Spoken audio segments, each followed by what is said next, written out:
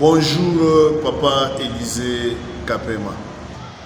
Bonjour, Pasteur Michel. Si vous voulez nous voir produire plus d'émissions avec lui, il vous faudra aussi contribuer, ce qui veut dire nous soutenir avec des moyens pour nous permettre d'organiser des émissions de bonne qualité pour l'édification de plusieurs âmes à travers le monde. Seigneur Jésus le Christ de Nazareth, je recommande ces moments précieux entre tes saintes mains. J'ai ainsi prié. Amen. Alors, nous continuons avec le témoignage. La première partie, nous sommes arrivés jusqu'au niveau de notre voyage que nous avons effectué avec le grand-père. On devait quitter le monde des cimetières, là où nous étions à Luisa, pour aller rencontrer le dragon de la mer au niveau de l'embouchure du fleuve. Et celui qui devait nous amener là-bas, c'était la déesse Note. C'est une sirène avec qui le grand-père, le feu grand-père là, a eu à travailler de son vivant à l'époque. Et après sa mort, il m'a transféré le pouvoir, d'où je dois aussi continuer à travailler avec la même sirène.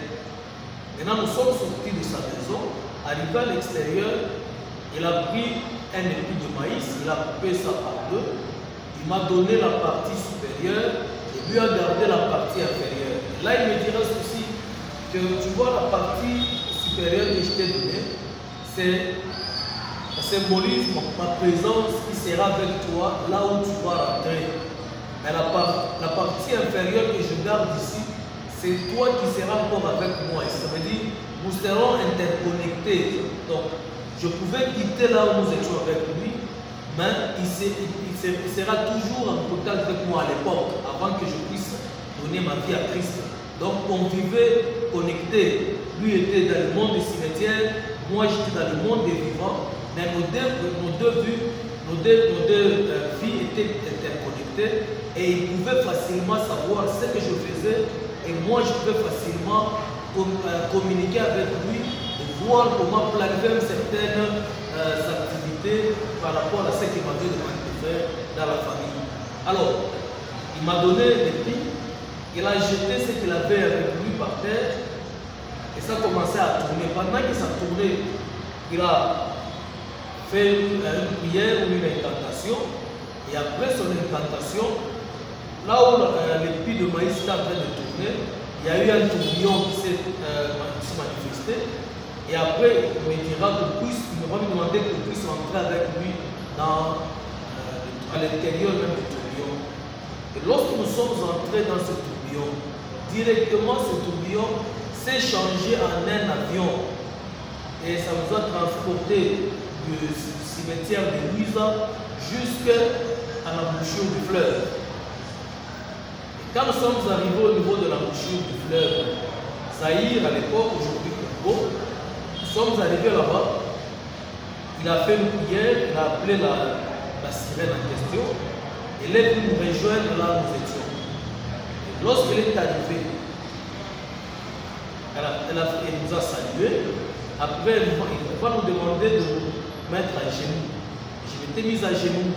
Pendant que j'étais à genoux, elle va prendre encore un couteau, elle va écrire la lettre X au niveau de mon talon.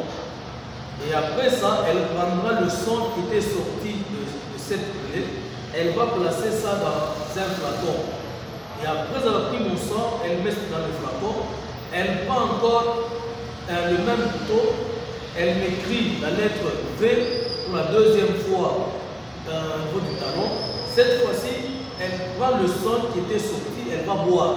Et là, elle me dira que nous sommes entrés avec elle en alliance. Ça veut dire qu'on a contracté notre première alliance au travers du sang. Or, l'alliance contractée avec le démon au travers du sang, c'est une porte. Ça ouvre facilement la porte aux esprits maléfiques dans votre vie. C'est comme ça que cet esprit a eu la capacité de s'incarner dans ma vie au travers du sang qu'elle avait pris au niveau de talon. Et après ça, elle va faire une incantation et là elle demandera au grand-père de prendre l'épi de maïs qu'il avait, de le jeter dans l'eau. Lorsqu'il avait jeté ça dans l'eau, il va siffler 3 fois et après il va frapper ses mains 3 fois. Et après avoir frappé ses mains 3 fois, il fera une prière. Juste après la prière, il va citer un code que je ne peux pas répéter encore. Il va citer ce code-là. Du coup, il y a un bateau qui va sortir de l'eau. Et après ça, ce bateau va se diriger là où nous étions avec le grand-père et la sirène. Et lorsque ce bateau arrive juste à quelques mètres de la rive, dès que le bateau arrive à quelques mètres de la rive, directement, le grand-père aussi il va fléchir ses genoux. Et la sirène qui était avec nous, elle aussi, va fléchir. Et après ce temps, il y a un monsieur qui va quitter le bateau. Il avait une canne à la main droite et un livre à la main gauche. Il s'est avancé là où nous étions. Il portait une soutane de couleur noire, bien sûr. Il s'est avancé là où nous étions. Et dès qu'il s'avance là, tout le monde le salue. Après la salutation, il va m'appeler un nom. Et ce nom-là, ce n'était pas le prénom que j'avais. Le nom qu'il va prononcer, c'était le nom de l'esprit de squelette qui s'était incarné en moi. Et pendant qu'il a appelé pour la première fois, comme je ne savais pas que ce nom-là appartenait, il a appelé pour la première fois, je n'ai pas réagi. Et à la seconde fois, le grand-père me dira, c'est le nouveau nom que nous venons de donner. Donc, quand il t'appelle, tu dois répondre. Et après m'avoir appelé, j'ai répondu d'abord au maman, j'ai répondu présent. Et après avoir accepté présent, il me dira, ce n'est pas comme ça qu'on doit le répondre. Quand il t'appelle, il faut répondre présent, grand maître, ou bien oui, grand maître. Quand je l'ai appelé maître, il va me demander de me tenir debout. Je m'étais tenu debout, il m'a salué de la main, et après m'avoir tendu sa main, il a fait encore une prière, et là il va appeler un prêtre catholique, bien sûr, qui est déjà décédé, il n'y a pas longtemps, personnel.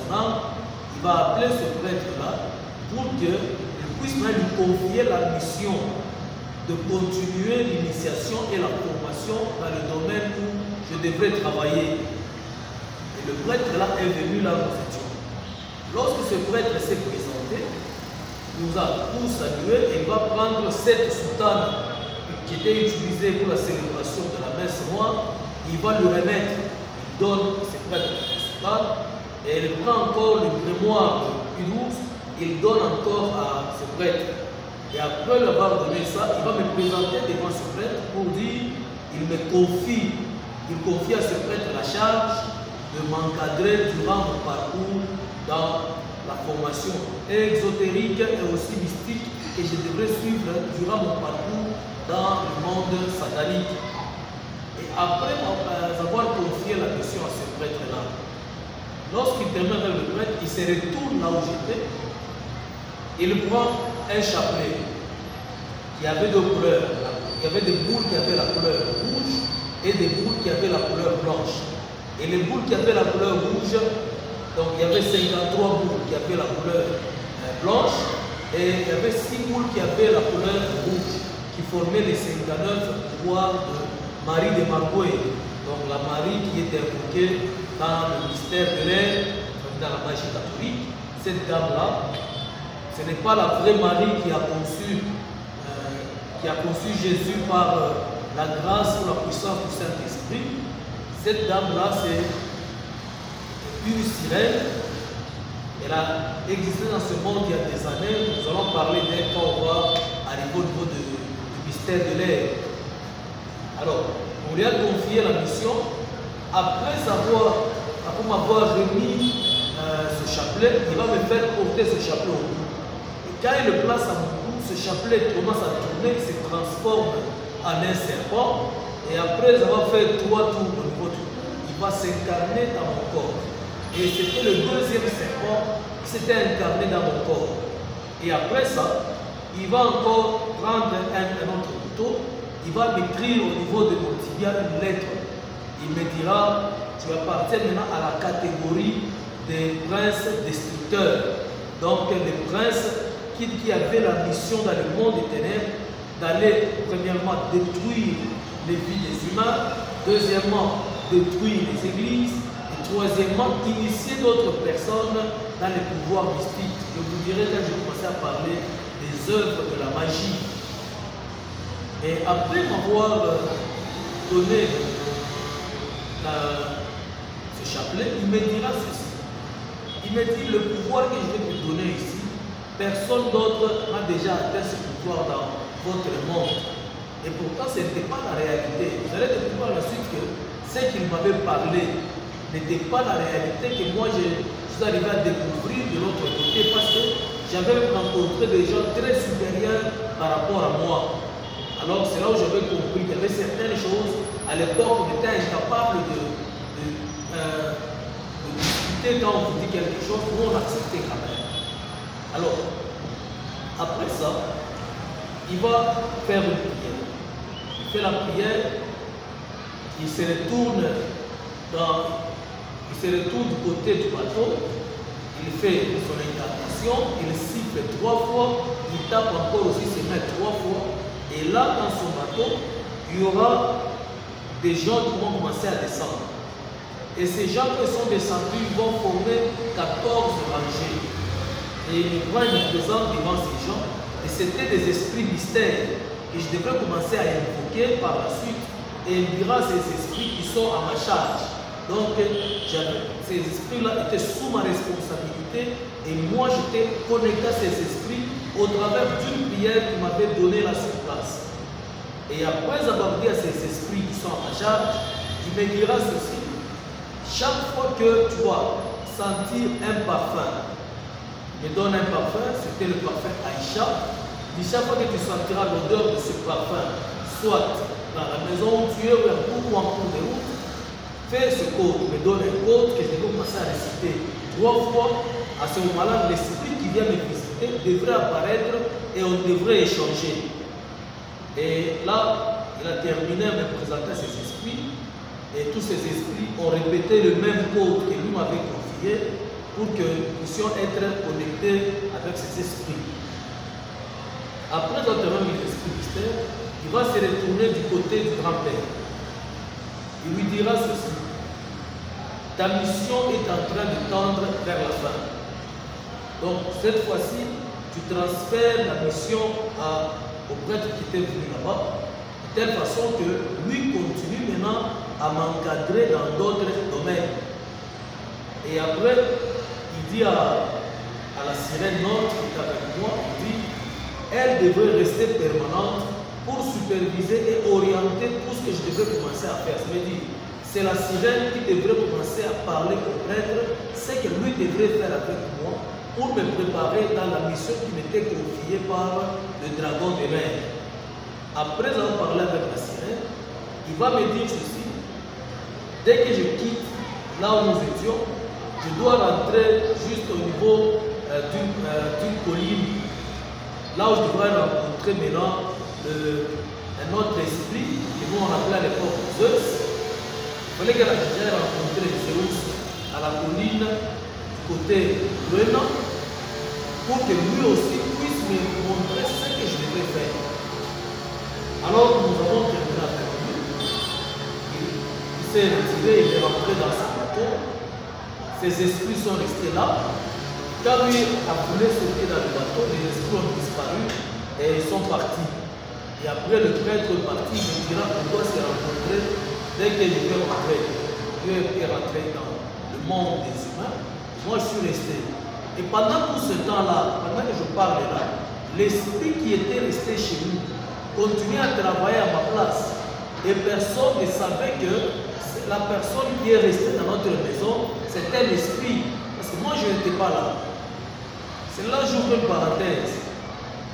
Lorsque la Bible dit un peuple sans révélation est un peuple sans fin, c'est exact. Parce que, regardez, la famille vivait avec un esprit, un démon dans la maison qui avait pris mon image, qui avait pris ma forme, et il était là en train de vivre, en train de faire tout ce que moi je pouvais faire dans notre maison. Les gens peuvent se poser la question, comment un démon peut vivre? Oui, les esprits mystères, ils peuvent s'incarner dans la peau soit de quelqu'un qui est décédé, ou soit ils peuvent prendre la forme et l'image d'une personne qui est vivante et il commence à faire des histoires comme la personne en question. Alors, nous avons terminé, le prêtre est rentré, et moi et le grand-père, on devait encore regagner Louisa. Nous sommes rentrés au cimetière de Louisa, là où nous étions avec lui dans sa maison. Arrivé au cimetière de Louisa, le grand-père me dira ceci, il me dit, tout ce que nous venons de te donner, n'ose jamais le révéler à quelqu'un d'autre. Le jour où tu oseras révéler ces mystères à une tierce personne, c'est ce jour-là où nous allons mettre fin à ta vie. En d'autres termes, il devrait me tuer. Mais gloire soit rendue au Seigneur qui ne m'a pas laissé tomber aux flèches de l'ennemi, parce que ça fait plus de 20 ans que j'ai cru au Seigneur, parce que j'ai donné ma vie au Christ depuis le 26 décembre 1929. Et aujourd'hui nous sommes en 2024. Ça fait plus de 24 ans que je sers le Seigneur, mais rien de ce qu'ils avaient parlé m'est arrivé. Pourquoi? Parce que ma vie est entre les mains du Seigneur et le Seigneur continue à veiller sur moi et à me protéger. Alors, après avoir déclaré ces paroles-là, il va continuer, il me dira encore ceci. Il me dit, n'oublie jamais ma mission. Quelle était la mission, comme je vous ai dit au début? La mission que le grand-père m'avait confiée, c'était celle d'aller éliminer les membres de la famille. Parce que vu que lui il était mort il était mort avec la rancune contre sa famille, alors il fallait qu'il y ait quelqu'un qui pouvait se venger à sa place. Et c'est moi qui ai été choisi pour accomplir cette mission. Et après ça, il va me donner la coquille d'escargot et il me dira d'entrer à l'intérieur comme on le faisait souvent avec lui. Je suis entré à l'intérieur et de là, on m'a transporté de Louisa jusqu'à la montagne de Mitumba, la chaîne de Mitumba, du côté de Luena. Quand je suis arrivé devant au niveau de Luena, nous sommes descendus dans un cimetière. Il fallait appeler un esprit de cimetière qui devrait m'orienter jusqu'à la colline de Zeus. Nous avons fait notre prière et après ça, l'esprit est venu, il m'a récupéré jusqu'à la colline de Zeus. Arrivé à la colline, j'ai fait la prière qui m'était donnée. Après la prière, j'ai vu la colline s'ouvrir et il y avait un chemin à l'intérieur. Je suis entré dans ce chemin, je commençais à avancer. Pendant que j'avançais, je chantais un cantique qui m'était donné par le grand-père au cimetière de Louisa. J'avançais, j'arrive maintenant à un niveau, la porte, à ce niveau-là, il y avait une autre porte qui s'est tracée à l'intérieur de cette colline. Maintenant, il fallait monter et entrer à l'intérieur. Lorsque je suis arrivé là-bas, j'ai pris ma main droite. Je l'ai placée devant la porte parce qu'il y avait une forme de porte de main. J'ai mis ma main là-bas et la porte s'est ouverte. Et du coup, quelqu'un va m'appeler à l'intérieur. Il dira entre et avance. J'entre à l'intérieur, je commence à avancer. J'arrive à un niveau, il me dit arrête-toi. Je m'arrête là. Et lorsque je m'étais arrêté, le monsieur la voix qui m'avait appelé me dira ceci. Je sais que c'est le dragon de la mer qui t'a envoyé ici. Mais ce n'est pas le moment que tu puisses me rencontrer. Tu devras encore attendre, il y a encore beaucoup d'histoires à apprendre. Alors pendant qu'il me parlait, je lui pose la question. Toi-même qui parles, tu es où? Il me dit, tu ne sauras pas me voir. Il dit, fais-moi une faveur, afin qu'il puisse te voir même une fois que je vais partir. Il me dira, fais 2 pas en arrière et retourne-toi. J'ai fait 2 pas en arrière, je me retourne. Et après ce mouvement-là, je sens comme si quelqu'un me touche autour de mes épaules. Et il me dit, prends ta main, introduis ça dans ma bouche. Ce que tu vas toucher, prends-le et avale-le directement. Je mets ma main dans sa bouche, je dis, je fais sortir une dent, je mets la dent dans ma bouche et je l'avale. Et après, il me dit, retourne-toi. Quand je m'étais retourné, je m'étais aperçu en face d'un serpent qui avait 7 têtes. Et c'était le dragon rouge. Le quand j'ai vu ce dragon rouge en face de moi, et là j'ouvre une parenthèse, ce dragon rouge, tel qu'il est là, il prend aussi la forme humaine. C'est là que vous allez le voir dans certains manuels qui circulent dans ce monde, là où c'est écrit les tours des gardes d'annonce au royaume de Jéhovah. Vous allez voir ce dragon, il est assis sur un trône comme un Dieu, et on dit que c'est Christ, et sous ses pieds il y a le globe. Alors je l'ai vu, je l'ai aperçu en face de moi. Il me dira, comme tu m'as vu, il faudra maintenant que tu puisses sortir et partir. Je lui ai encore demandé pour la seconde fois que je voulais le voir comme j'ai vu le dragon de la mer avec la forme humaine.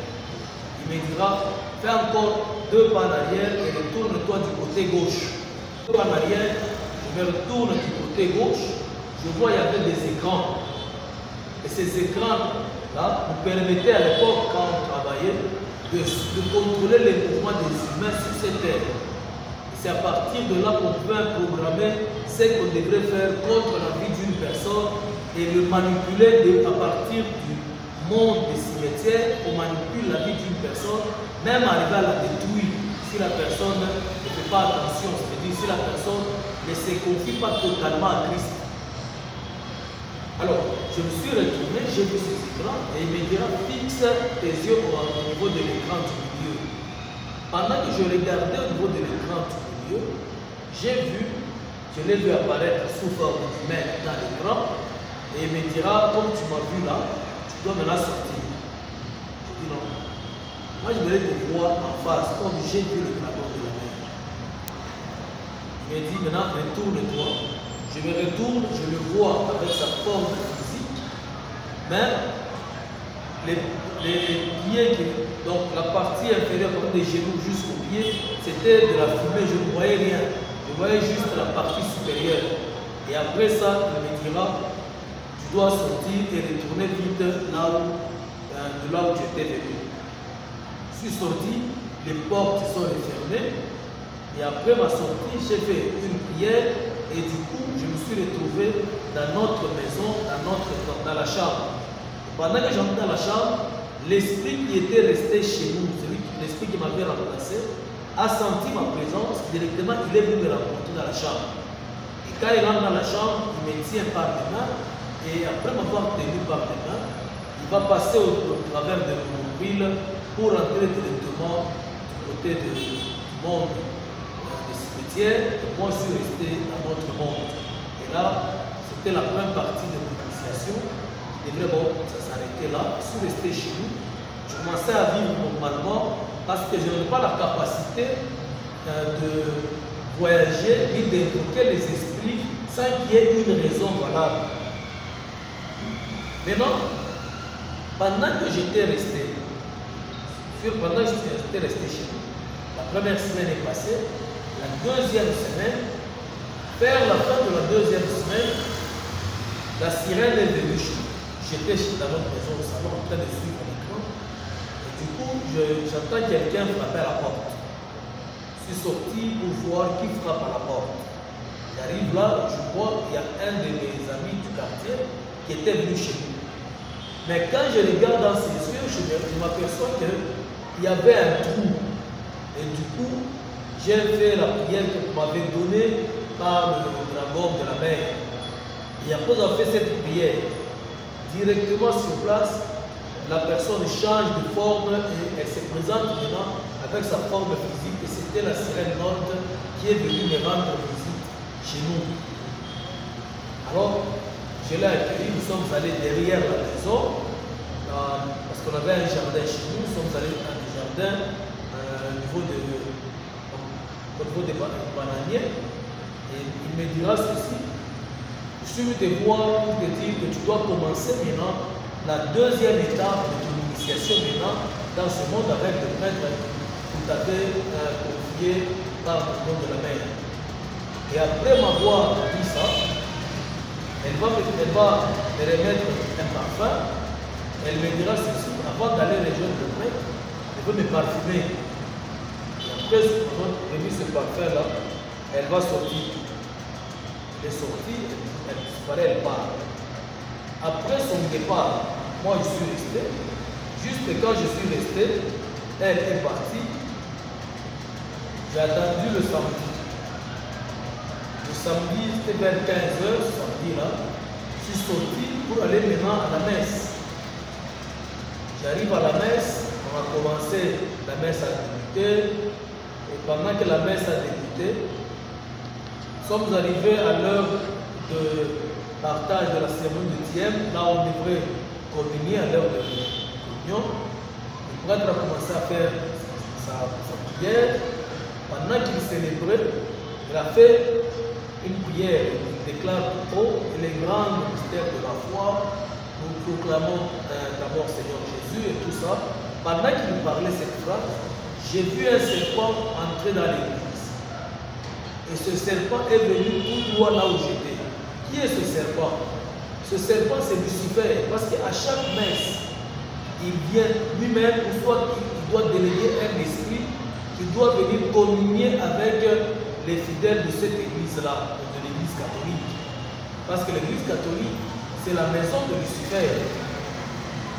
C'est lui-même qui est le patron de cette église. C'est pourquoi vous allez voir au niveau du 2e siècle, il y a la Madone, celle qu'on appelle Marie de Margouet. C'est cette dame qui est invoquée, qui est célébrée dans cette église au nom de Marie Mère de Dieu. Pendant qu'elle n'est pas Marie Mère de Dieu, celle qu'on célèbre là, c'est une déesse du monde de Pandémonium qui est célébrée sous le nom de Madone.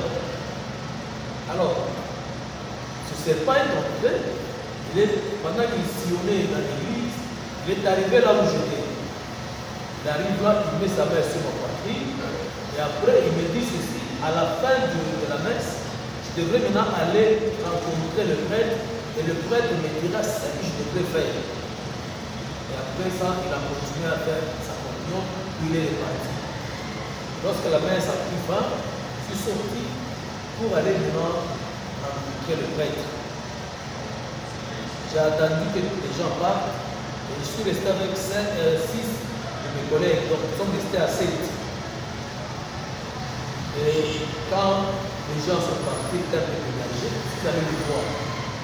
Arrivé à son bureau, quand il m'a vu pour la première fois physiquement à son bureau, c'était une grande joie pour lui. Il nous a reçus avec les amis, nous sommes restés dans son salon.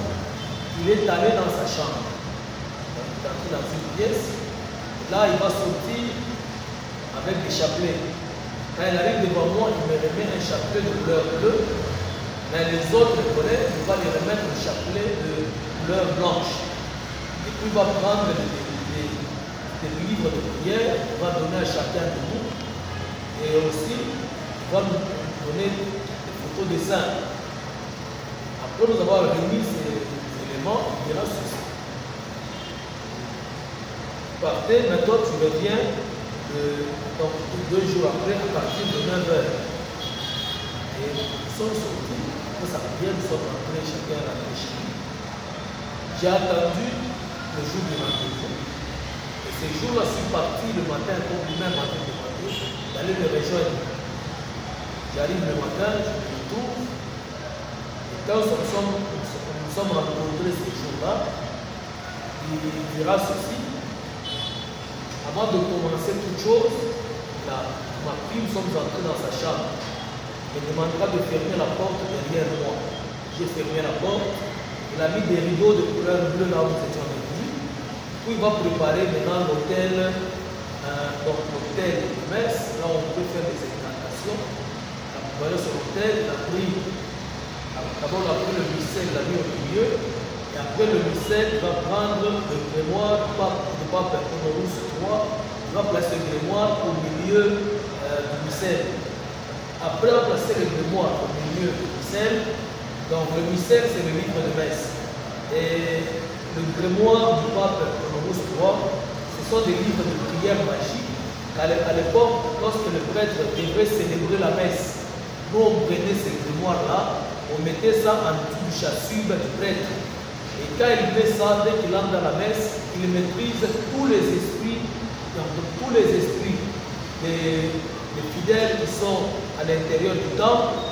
Même si quelqu'un a une certaine dimension mystique, dès que lui met ce grimoire-là, directement il devient supérieur à tous les fidèles de son église. Alors, après avoir placé ce grimoire et ce missel, il va prendre une assiette en porcelaine qu'il va placer maintenant devant moi, et à l'intérieur de l'assiette, il y mettra en porcelaine, et à l'intérieur de l'assiette en porcelaine, il va y verser de l'eau bénite. Et cette eau, ce n'est pas l'eau bénite comme vous l'entendez, ce n'est pas de l'eau bénite. Cette eau provient de certaines cérémonies maléfiques. Ces cérémonies-là, je vais les expliquer quand on va beaucoup plus entrer dans les détails de la magie sainte. C'est là où je vais démontrer d'où provient cette eau bénite et quels sont ses effets sur les gens qui participent soit au baptême, soit dans certaines messes qui sont organisées. Alors, il place de l'eau bénite dans l'assiette en porcelaine et après ça, il prend son étole, il le met sur mes yeux. Donc, il va bander mes yeux avec son étole et après avoir bandé mes yeux avec son étole, il va faire une prière. Il va faire une prière et il me demandera de faire le pentacle de Salomon, c'est-à-dire je vais placer mes doigts ensemble, je fais le pentacle de Salomon et après avoir fait ce pentacle-là, ce pentacle devrait ouvrir une porte aux esprits pour qu'ils soient en contact avec moi afin d'entendre tout ce que ces esprits-là devraient parler avec nous deux. Et pendant que je faisais ce pentacle-là, lui a continué à faire sa prière et du coup, j'ai entendu un véhicule stationné à côté de moi. Quand j'ai entendu ce véhicule-là, j'entends une voix qui nous salue et après nous avons salué. Il pose la question, on prête la question, il dit, tu nous as appelé pourquoi? Et le prêtre va répondre, il va leur dire ceci. Je voulais commencer maintenant la deuxième étape de cette initiation. Alors il fallait votre autorisation pour que je puisse savoir par où on devait commencer. Et là, l'esprit qui est venu nous rencontrer me dira ceci. Tu dois commencer d'abord par lui apprendre comment on sacrifie les humains chez nous. Donc, deuxième étape dans cette initiation qu'on devait commencer, c'est comment arriver à sacrifier quelqu'un, donc à tuer quelqu'un dans cette histoire. Et après lui avoir dit ça, il dira encore ceci. La deuxième étape après le sacrifice, tu dois lui apprendre comment il doit faire les deux voyages astrales, comment est-ce qu'il doit procéder et quels sont les principes que lui devrait commencer à respecter pour qu'il arrive à réussir dans cette mission qui sera liée à chaque voyage astral. Alors, lorsqu'il a terminé de parler avec le prêtre, il me dira ceci. Quant à toi, tu dois apprendre à obéir à tout ce que ton maître te dira. Parce que tout ce qu'il te dira viendra de nous. Nous voulons travailler avec toi le plus vite possible. C'est pourquoi nous l'avons choisi pour accélérer ton initiation. Et quand il termine de parler, il reprend. Quand il remonte dans sa voiture, il part. Et après son départ, le prêtre va enlever l'étole qu'il avait placé sur mes yeux. Il enlève l'étole et après avoir enlevé l'étole, la chose qu'il va me faire, c'était quoi? Il enlève l'étole, puis il me dit ceci. Il me dit, va me chercher la poussière qui a les empreintes du pied de quelqu'un, d'une personne. Je voulais sortir par la porte. Il me dit non, ne sors pas par la porte, va te placer au coin de la chambre.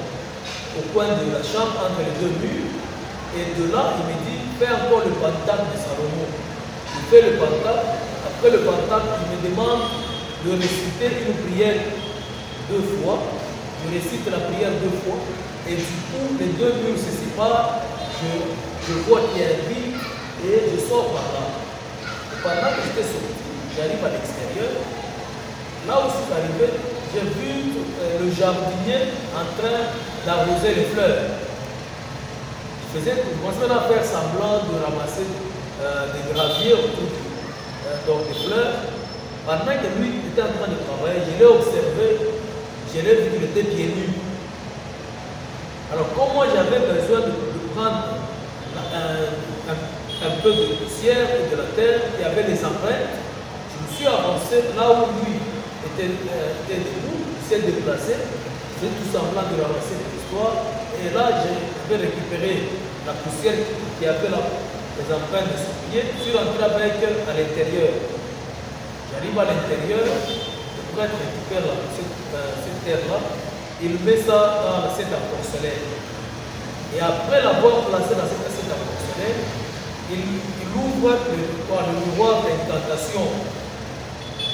Après avoir ouvert le miroir d'incantation, il prend sa boule de cristal, il la place à côté du miroir d'incantation, il répète une prière 3 fois et il me demande aussi de répéter la même prière 3 fois. Et après avoir répété cette prière 3 fois, il prend la corde de chasteté, il me donne cette corde, il dit frappe 3 fois sur cette poussière. Je frappe 3 fois et après avoir frappé 3 fois, directement je vois le jardinier apparaître dans le miroir d'incantation. Lorsque ce jardinier est apparu dans le miroir d'incantation, il me dit ceci: prends maintenant le sable magique, c'est un couteau. Il prend maintenant ce sable magique, tu dois le pointer 3 fois dans le miroir et 3 fois dans l'assiette. Je prends ce couteau-là, je pointe 3 fois dans le miroir et 3 fois dans l'assiette. Après avoir pointé 3 fois dans l'assiette, du coup, l'assiette s'est remplie du sang. Et quand j'ai vu que l'assiette était remplie du sang, lui, tel qu'il était là, il me dit d'être concentré toujours, de rester concentré dans l'assiette. J'étais resté concentré dans l'assiette pour voir ce qui s'est passé là-bas. Et après, quelqu'un va frapper à la porte. On frappe la première fois, il me dit ne réagis pas. On frappe la deuxième fois, il me dit ne réagis pas. Et on frappe par exemple la troisième fois, il me refuse de réagir. Et là, il me dira ceci: avec cette formule, quand tu élimines quelqu'un et que tu entends qu'on frappe à la porte, si tu pars pour ouvrir, sache qu'il y aura un transfert de la mort. Donc, au lieu que la personne la meurt, c'est toi qui vas mourir à sa place. Et après ça, il a terminé. Il me dira ceci: ça c'est la première cérémonie que tu peux utiliser pour tuer n'importe quelle personne. Il peut être ta famille ou il n'est pas de ta famille. Donc, dès que tu prends juste la terre sous ses pieds, tu peux l'utiliser et éliminer la personne. C'était la première formule qu'on m'avait appris pour tuer quelqu'un. Après avoir terminé, nous sommes sortis avec lui. On arrive au niveau de son salon. Directement, on voit un monsieur qui nous informait que le jardinier était à l'extérieur, du coup, il est tombé. Quand on a dit que le jardinier était tombé, il rentre dans sa chambre, il récupère un chapelet, il dit on doit se rendre à l'hôpital. Nous sommes allés avec lui à l'hôpital. On arrive à l'hôpital, réellement j'ai trouvé le jardinier qui était dans un état un peu compliqué, parce que l'hôpital n'était pas loin de l'église. Puis le jardinier dans un état très compliqué. Et là, il arrive, il fait la cérémonie de l'extrême onction. Il va faire la cérémonie de l'extrême onction. Ça veut dire, on appelle ça le sacrement des malades. Il fait cette cérémonie. Or, la cérémonie de l'extrême onction, quand on vous applique cette bombe de l'extrême onction, sachez qu'on vient de confirmer votre mort. Il n'y a personne qui a déjà reçu ce sacrement des malades et qui reste en vie. Donc, quand il y a ce sacrement-là, directement, on ouvre pour toi la porte vers le séjour des morts. Maintenant, là, je vous une parenthèse. La Bible dit, dans Exode 20, le Seigneur nous dit, tu ne tueras point. Maintenant, un homme de Dieu qui prend l'extrême onction, donc la bombe du malade, il vient, il applique sur son prochain et son prochain meurt. Et les gens trouvent que c'est normal. Pendant que la Bible interdit de tuer. Mais lui, quand il tue, est-il réellement serviteur de Dieu?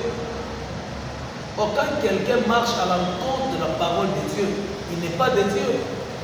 Tout celui qui doit marcher avec Dieu, la Bible dit encore, mon fils, retiens mes préceptes et tu vivras. Et Dieu nous recommande de marcher selon ses préceptes, de respecter ses préceptes, de respecter tout ce qui est écrit dans sa parole. C'est ce qui fera de nous des enfants de Dieu. Mais lorsque nous sommes en dehors de la sainte doctrine de Dieu, là, directement, on n'est plus de Dieu. Parce que nous venons maintenant de trahir la parole de Dieu. Alors, après avoir appliqué l'extrême onction, il va prendre le chapelet qu'il avait récupéré, il va le placer au niveau des mains du malade. Et quand il termine, lorsqu'on commence à sortir, on arrive au niveau du couloir qui mène vers l'extérieur. Je vois le monsieur qu'on avait laissé dans la chambre venir vers nous. Et là, le prêtre me dira ne le fixe pas, ne fixe pas les yeux, et une tes yeux va sortir. Pendant que moi je regarde par terre, j'entends le prêtre dire ceci, il fait le signe de la croix, mais en latin. Et après avoir fait le signe de la croix en latin, nous sommes passés, le monsieur est passé devant nous et nous sommes aussi sortis. Là, il me dira ceci, moi ce que je venais de faire. Donc, si tu l'avais fixé le regard, il allait s'incarner en toi. Et après sa mort, toi, tu devrais mourir. Donc, on était en train de marcher avec la mort sans le savoir. Parce que dans tout ce qu'on faisait, il y avait toujours des conditions du genre, si tu fais ça, tu vas mourir. Donc, nous étions totalement liés et condamnés par la mort. Et c'était difficile pour moi d'aller à l'encontre de tout ce que le prêtre devait me donner comme orientation. Alors, nous sommes sortis et nous sommes dirigés vers la paroisse. Arrivé à l'église, le même prêtre me dira ceci. Tu rentres d'abord à la maison, tu reviens encore demain à la même heure. Je suis rentré à la maison. Pendant que je suis rentré à la maison, le jour suivant, je retourne encore vers vous parce que la nuit, je ne pouvais pas sortir, je ne voyageais pas à cette étape-là. Parce que jusque-là, je n'étais que dans le domaine du tombeau fermé, mais au premier niveau. Je n'avais pas la capacité d'aller seul au cimetière, ni d'aller ouvrir des tombes. Là, je devais d'abord rester toujours sous la conduite du prêtre qui était en train de m'initier dans le domaine. Et nous sommes sortis. Je suis rentré chez nous le lendemain à 9 h. Je suis encore retourné le rejoindre. J'arrive là, il me reçoit comme d'habitude. On entre avec lui dans sa chambre, là où on faisait les implantations. Il apprête encore l'hôtel comme d'habitude. Il met des ficelles, il met le témoin, il met la scène de l'eau bénite, il met deux bougies pascales et une bougie rouge. Et après avoir arrangé la table pour l'hôtel de cérémonie, il me dit, il me donne une boîte d'allumettes, il me demande d'enlever les tiges d'allumettes. J'enlève toutes les tiges d'allumettes qui étaient à l'intérieur et après il prend une poudre de couleur noire. Il met là à l'intérieur. Il récupère une photo passeport. Il met au-dessus de la poudre noire. Et sur cette photo, il va encore asperger de la poudre verte. Et après, il me demandera de fermer la boîte. Et là, il me dit d'abord ceci. Il me dit, tu vois ce que nous venons de faire. La poudre noire que nous venons de placer en dessous de la photo. C'est-à-dire, nous venons de placer la vie de cette personne sur des malédictions. Donc, tout ce que lui doit toucher, rien ne pourra marcher. Tout ce qu'il va faire, rien ne pourra évoluer parce qu'il est déjà condamné, sa vie est condamnée à la souffrance et aux difficultés. Deuxièmement, il dit, tu vois la poudre verte que je viens d'asperger au-dessus. Là, je viens de brûler tous ces domaines, donc toutes ces activités, après avoir bloqué, je les brûle. Je veux dire, personne ne peut l'assister, personne ne peut le considérer, même s'il cherche un travail, rien ne pourra marcher parce que nous l'avons déjà condamné. Et après, on me dit maintenant, comme il est condamné, il faudra maintenant le mettre en contact avec d'autres esprits mystères qui doivent maintenant le dicter par rapport à ce que nous voulons faire et le tuer. Et là, il prend la même boîte, il va la brûler. Il brûle la boîte, il met ça dans l'assiette en porcelaine. Et après l'avoir dans l'assiette en porcelaine, il va faire une prière pour invoquer les démons du chaudron d'enfer. Le chaudron d'enfer, c'est la cuisine du monde des ténèbres, là où nous on avait l'habitude, quand on tue quelqu'un, on va le déposer là-bas, on le prépare, et c'est encore là. où sont entreposés les gens qui sont sacrifiés du 29 août de chaque année jusqu'au 24 décembre de chaque année, parce que c'est la période de la grande fête d'Halloween satanique. Nous étions obligés de faire des sacrifices qui allaient nous permettre de préparer maintenant la grande fête de tous les sorciers, de tous les magiciens et de tous les esprits. Et après cette grande fête, il fallait maintenant programmer l'année suivante, l'année qui devrait commencer, on devait la programmer à partir de cette grande fête-là. Alors, il a appelé l'esprit un jour d'enfer. Quand l'esprit est venu, c'était un démon d'activité. Il est venu, il est descendu là où nous étions. Il dit à l'esprit là, au démon d'activité, il lui dit, nous voulons sacrifier cette personne, nous voulons le tuer. Alors nous voulons que toi tu puisses nous aider à accomplir notre mission. Et l'esprit, pendant qu'il parlait, l'esprit a accepté. Et du coup, le prêtre va invoquer la personne en question.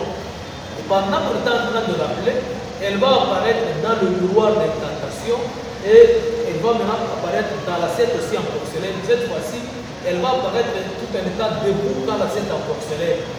Et après son apparition, il va ordonner au démon du chevreau d'enfer d'entrer dans le corps de la personne. Et quand cet esprit s'est incarné dans le corps de cette personne, il va maintenant me dire ceci.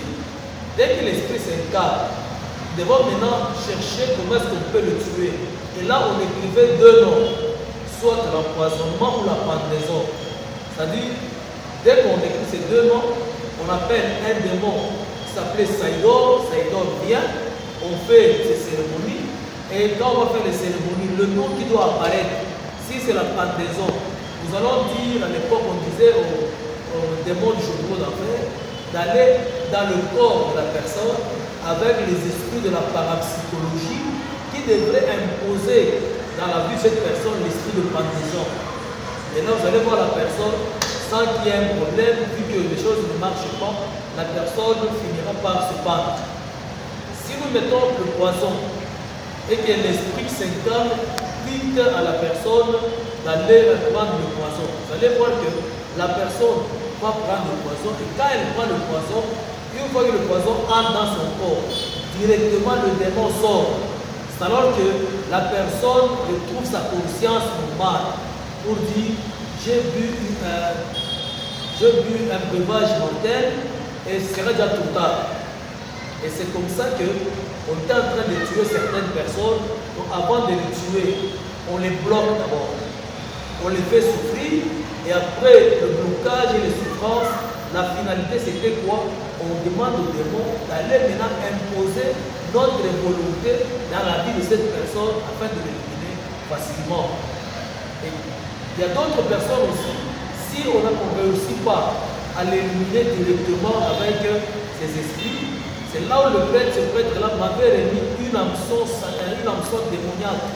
Et cette hameçon démoniaque, je devrais, chaque fois que je vais tuer quelqu'un, j'allais avec ça au niveau des arrêts de bus.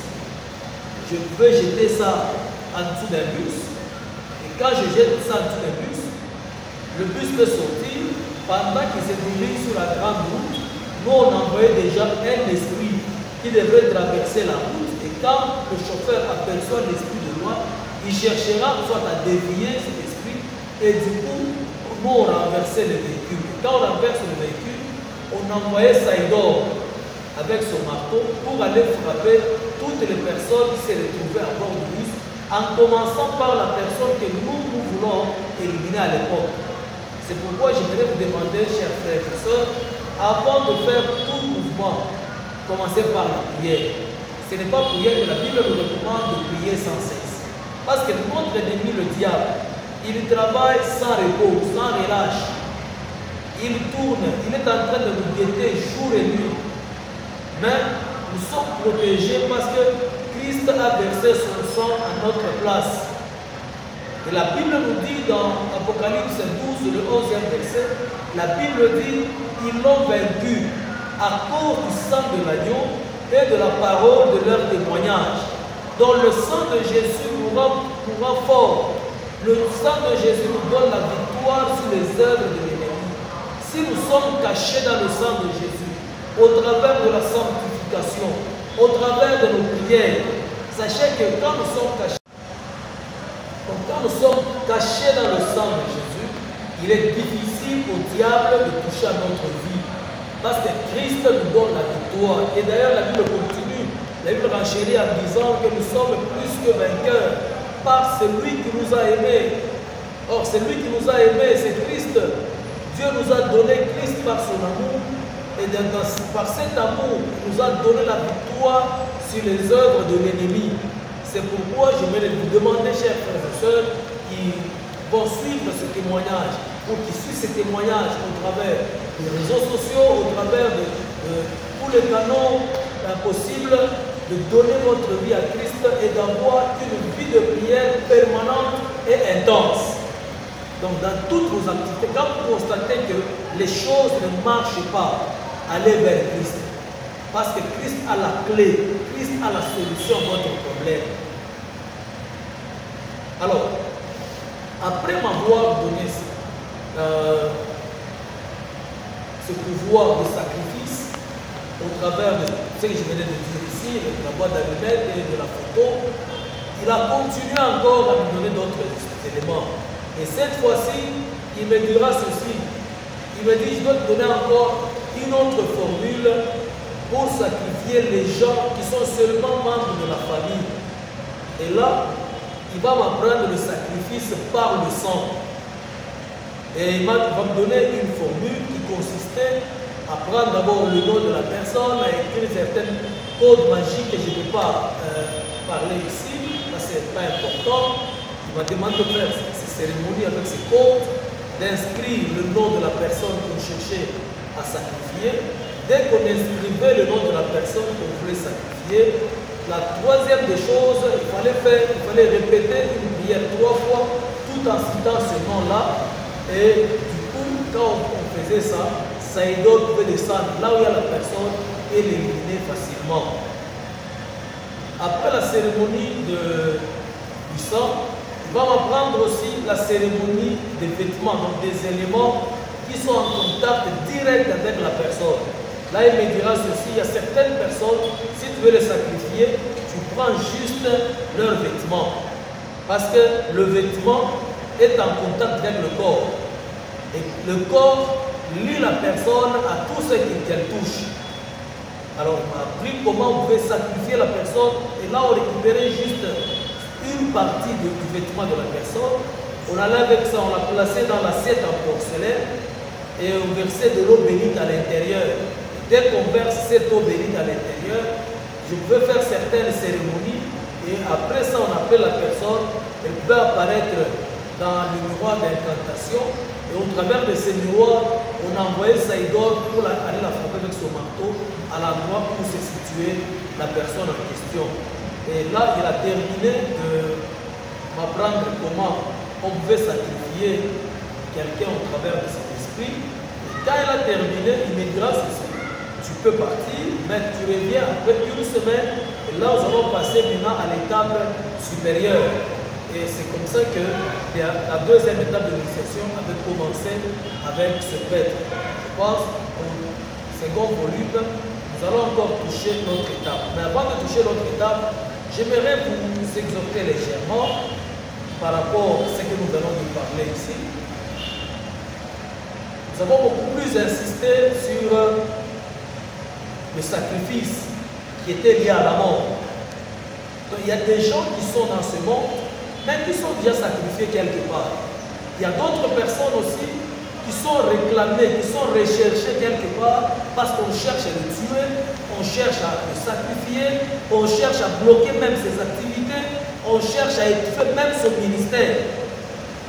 Mais pendant que tu es recherché, il y a aussi quelqu'un qui ne veut pas ta mort, qui ne veut pas ta perte.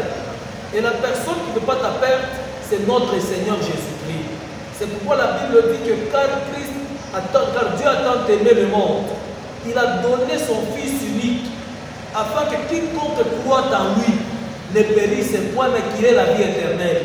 Donc, si Dieu t'a donné la vie à Christ, sache que l'Esprit de Christ habite en toi. Parce que dès l'instant où tu acceptes de donner ta vie à Christ, tu entres avec lui en contact et lui met son esprit en toi.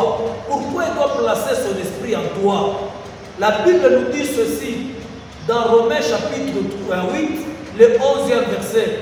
La Bible dit, si l'esprit de celui qui a ressuscité Christ d'entre les morts habite en vous, cet esprit donnera la vie aux membres mortels de votre corps.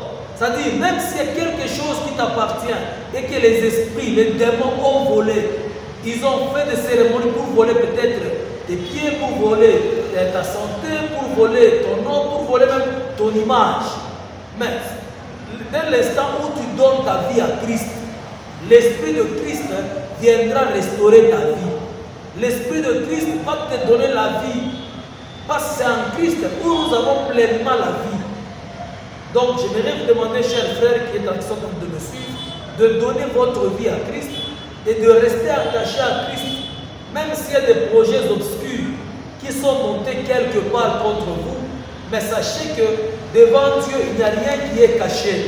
Dieu voit toutes choses, même ce qui se font dans le secret le plus profond.